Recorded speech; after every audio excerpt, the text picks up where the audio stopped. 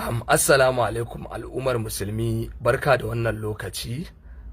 Ina da ɗan takaitaccen bayani da zan yi. Ina so in ja hankalin mutane domin ku gane ita rayuwa fa da inda ka shiga mutuncinka shine ka riƙe gaskiya. Mutuncinka shine ka riƙe gaskiya kuma kar ka zalunci na ƙasa da kai. So abubuwa da suke faruwa, maganar da Naziru sarkin waka ya fito yayi magana ce ya faɗa ta gaskiya, amma saboda wasu ba sa son ka fito ka faɗi gaskiya saboda mutuncin masana'antar su suna ganin yafi mutuncin ɗan adam, kuma Allah ya ce ya karrama ɗan adam fiye da komai a duniya. Saboda haka ni bana ganin ka ci zarafin wani ko kuma kai wannan ka zalunci mutum mafita bace ba. No, tsakani da Allah abinda sarkin waka ya faɗa a masana'antar nan ta kani da almost wajen na kai shekara 15 a cikin harkar nan ko 10 misali ma a takaice. Duk wani abubuwan da yake faruwa na zalunci, a ɗauke ku a tafi location, a je a yi shooting, a dawo kowa yana jin yunwa, ba wanda aka ba ko sisi, wani zubin ma ko kuɗin motar da zaka je gidanku ma baka da shi. Duk mun yi wannan rayuwar. Ni editor ne, na koyi editing a Media Suit. A nan yan fim da yawa wasu suka sanni, kuma a nan suke zuwa su kawo mana aiki.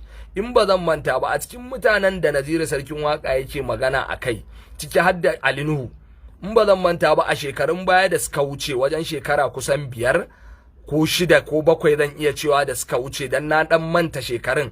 Akwai wani fim da ya taba kira na zo Kaduna na masa editing, wani namiji kanin ajali, wanda hadda Fatila dan a ciki. Kusan sai da na shafe wajen sati guda a Kaduna ina editing na fim din. Na gama kuma muka zo Kano, na yi trailer, na yi editing, aka yi polishing fim, na ba su kwafi ya fita kasuwa, amma fa ba a biya ni kuɗin aiki na ba. Ba a biya ni kuɗin aiki na ba. Haka na yi ta haƙuri da abin ya ci ni na rasa yanda zan yi. Na zo na samu Ali Nuhu a Ni'ima Hotel, ba zan manta ba, na ce masa hakki na fa na aiki da na yi ba a biya ni ba. Kuma a lokacin muna yin editing a office in mun ga kawo editing na film 1 and 2, abinda ogan mu yake karba yana karban naira 100, 120 har da trailer,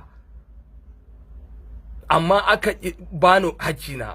Ne ta bibiya, na samu Ali a Ni'ima, muka yi magana, ya ce ba matsala zai yi magana da producer za a bani hakki na. Muka zo da kyar muka zo har Kaduna. Wata ran ba zan manta ba, a NUT na je na samu Ali Nuhu, na ce masa hakki na fa na biyo fa a bani, saboda na yi aikin nan na gama, fim har ya fita kasuwa ba a bani hakki na ba. Saboda haka ina nema, ni ba zuwa nake bara wajen wani ya taimake ni ba, ni ba maula nake zuwa wajen ku ba. Aiki na maka, ka sallame ni a aiki na, kuma kai ka kira ni wannan aikin. Ali Nuhu ya dauki da kyar dai, sai da muka kwana 1-2 sannan ya kira ni ya tura min 40,000, 40,000. So na haƙura na karɓa, na rabu da wannan. So akan wannan abin da na yi, shi ya jawo mun farko muka dan fara samun matsala da Ali Nuhu, wanda a lokacin ba zan manta ba, akwai wani fim din shi Jinin Jikina da za a yi, fim din Umar M Sharif ne, za a yi shooting a Kaduna. Umar M Sharif ya daga waya ya kira ni ya ce, Ali za ka yi mana editing saboda mun ga ka iya kaza da sauransu. Na ce to ba damuwa, na gode. Muka yi magana da shi, ya ce amma shi yana da karamin karfi, da Allah zai bani part 1 zai ban 20,000, fim din 1 to 4 ne zai ban 80,000. Na ce na ba matsala, zan yi a haka. So bayan kwana 1-2 shi da kansa Ali Nuhu ya kira